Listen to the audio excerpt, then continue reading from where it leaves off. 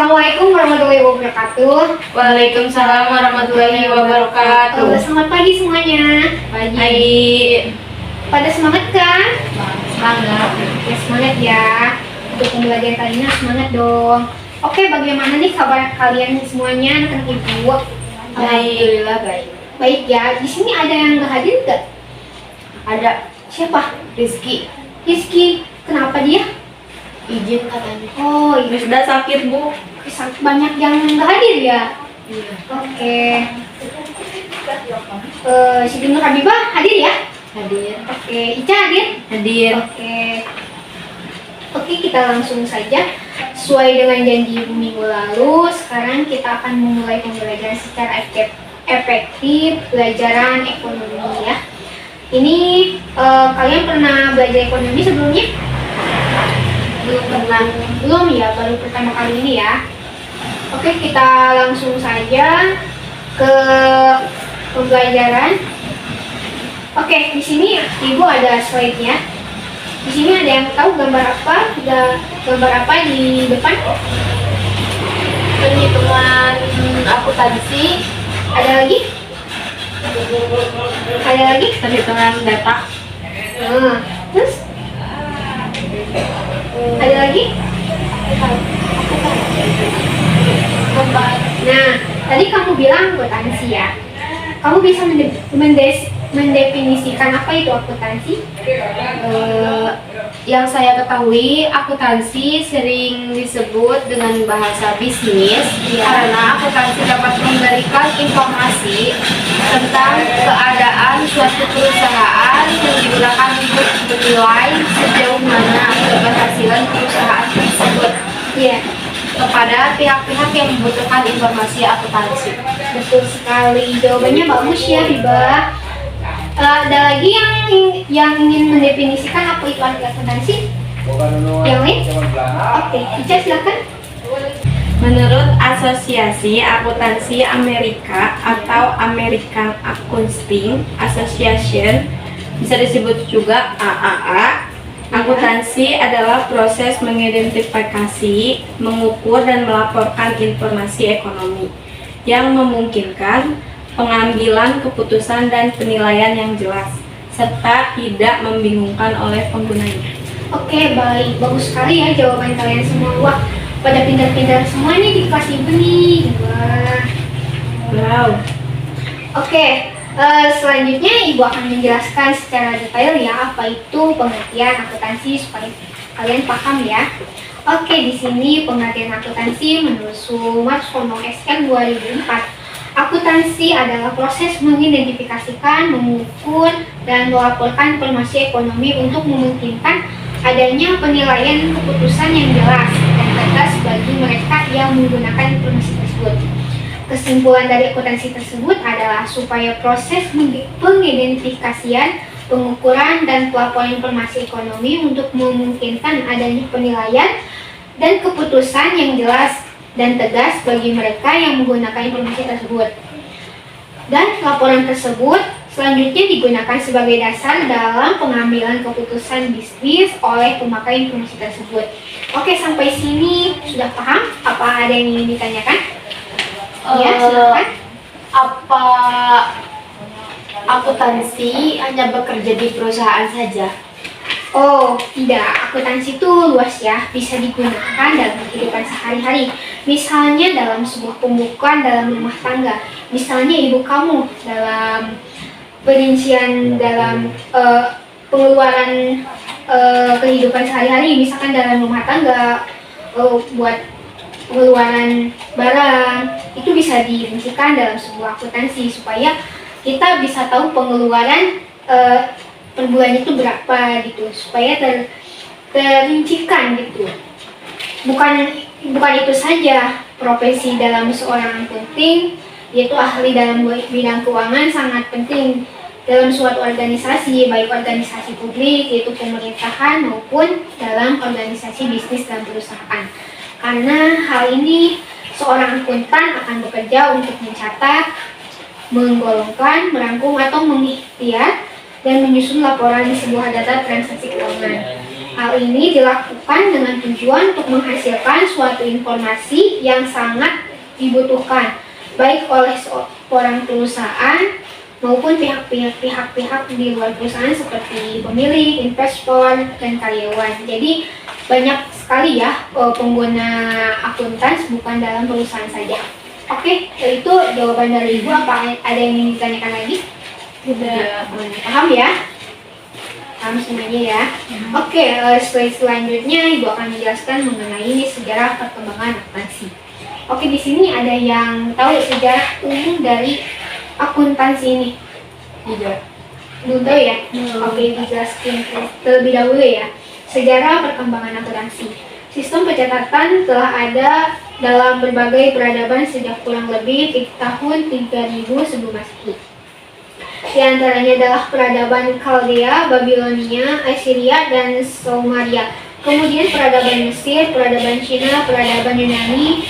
Pencatatan belum dilakukan secara sistematis dan belum lengkap. Di Italia, pedagang-pedagang Venesia dilakukan pencatatan transaksi keuangan lebih sistematis. Kemudian pada tahun 1494, Luca Pacilio mempublikasikan buku Summa de Arithmetica Geometrica Proportioni yang berisi ilmu pasti ya. Oke, itu sejarah umum. Untuk sejarah perkembangan akuntansi yang ada di Indonesia, anak-anak tahu belum? Ada yang tahu? Tidak. Tidak. Ada yang bisa jawab? Itu pada zaman apa? Ada yang tahu? Tidak.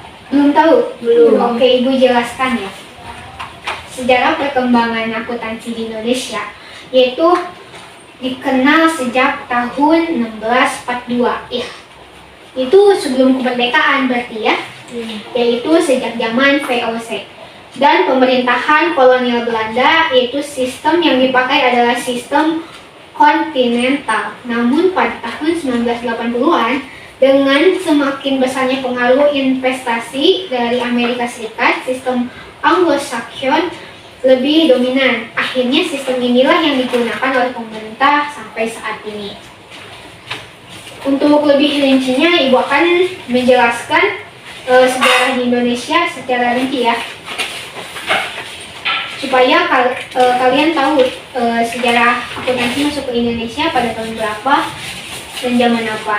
Oke, di Indonesia akuntansi berkembang tadi Ibu jelaskan 1642, tepatnya pada zaman VOC. Masa pendudukan Jepang selama 1942 sampai 1945 sampai kemerdekaan. Sistem akuntan tetap menggunakan pola Belanda.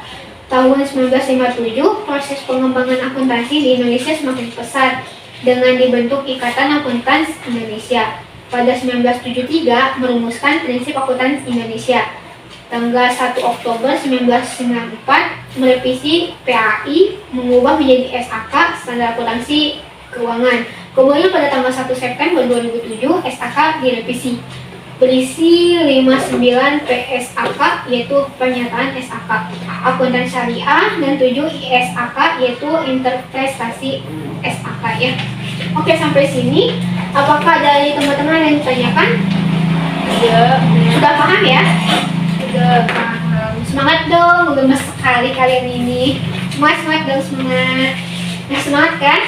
Semangat. Oke, terima kasih. Oke, Ibu lanjutkan ke materi yang terakhir. Ya, yaitu kualitas informasi akuntansi. Nah, Ibu ingin bertanya kepada kalian, apakah di sini ada yang tahu kualitas informasi itu ada berapa? Yang angkat tangan, Ibu dapat dengar. Oke, Ica terlebih dahulu ya, soalnya dia mengangkat terlebih dahulu. Apa aja itu, Ica? Coba sebutkan. Kualitas informasi dibagi menjadi 7. Iya. Apa Salah aja? satunya relevan, Iya, dapat iya, relevan, iya. Apalagi? daya uji, netral, Iya. Iya, terus? tepat waktu, Iya. daya banding informasi akan lebih berguna bila dapat dibandingkan dengan laporan. Kemudian? Lengkap, informasi keuangan Iya. dikatakan lengkap. Oke, betul sekali ya. Tapi tadi Ibu Iya. ada yang kurang satu tuh, baru 6 yang disebutkan. Oke, Ibu jelaskan terlebih dahulu ya supaya kalian paham. Oke, kualitas informasi akuntansi ini betul dibagi 7 kata Ica. Oke, yang pertama yaitu relevan, kemudian dapat dimengerti, yang ketiga daya uji, yang keempat netral, yang kelima tepat waktu, dan yang keenam daya banding, dan yang terakhir adalah lengkap. Oke.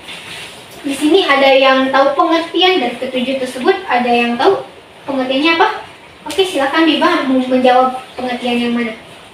Relevan bisa disebut juga Iya. dengan relevansi. Suatu informasi harus dihubungkan dengan maksud penggunaannya. Betul sekali. Sedangkan dapat dimengerti, Hmm. yaitu informasi harus dapat dimengerti oleh pemakaian dan dinyatakan dalam bentuk dan dengan istilah yang Iya. disesuaikan dengan batas pengertian para pemakai. Iya betul. Sedangkan daya uji, untuk meningkatkan manfaatnya, informasi harus dapat diuji kebenarannya oleh para pengukur yang independen dengan menggunakan metode pengukuran yang sama. Sampai situ, ada lagi? Netral. Oh, Ica ingin menjawab? Iya. Oke, silakan Ica. Netral. Iya. Informasi harus diserahkan pada kebutuhan umum, pemakaian, dan tidak tergantung pada kebutuhan dan keinginan pihak tertentu. Oke. Tepat waktu, Iya. informasi harus disampaikan sedini mungkin untuk dapat digunakan sebagai dasar dalam pengambilan keputusan ekonomi, dan ekonomi menghindari tertundanya pengambilan keputusan tersebut. Iya. Sedangkan daya banding, informasi akan lebih berguna bila dapat dibandingkan dengan laporan keuangan periode sebelumnya dari Iya. perusahaan yang sama ataupun dengan laporan keuangan perusahaan lainnya pada periode yang sama. Oke. Kemudian ada lagi? Lengkap. Iya. Lengkap, informasi keuangan dikatakan dengan lengkapnya bila dapat memenuhi keenam tujuan kualitatif di atas dan dapat memenuhi standar pengungkapan dalam laporan keuangan. Oke, sampai sini kalian sudah paham ya? Kalian bisa menjelaskan apa itu kualitas informasi akuntansi informasi keuangan. Dalam 7 kualitas tersebut kalian sudah bisa paham kan apa itu informasi akuntansi. Oke, sampai sini apakah ada yang ingin ditanyakan untuk pembelajaran pertemuan pertama ini? Tidak ada. Semuanya sudah paham kan?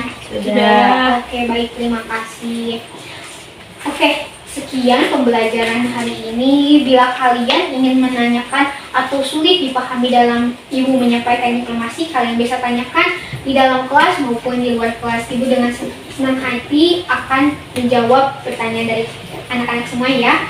Kalian kalau misalkan mau menanyakan lebih dalam dari akuntansi ini, kalian bisa tanyakan ya. Ibu kan udah ada WA grupnya bersama Ibu, kalian bisa chat melalui Ibu atau bisa ke rumah Ibu secara langsung. Dengan senang hati Ibu akan menjawabnya ya. Oke, sebelum akhiri pembelajaran kali ini, Ibu sedikit ada kuis nih. Oke, untuk ketua kelas nanti kamu tulis ya di papan tulis dan tulis tangan. Nanti kalau misalkan kuisnya udah beres, nanti taruh ke ruangan Ibu ya, di meja Ibu. Ya, Bu.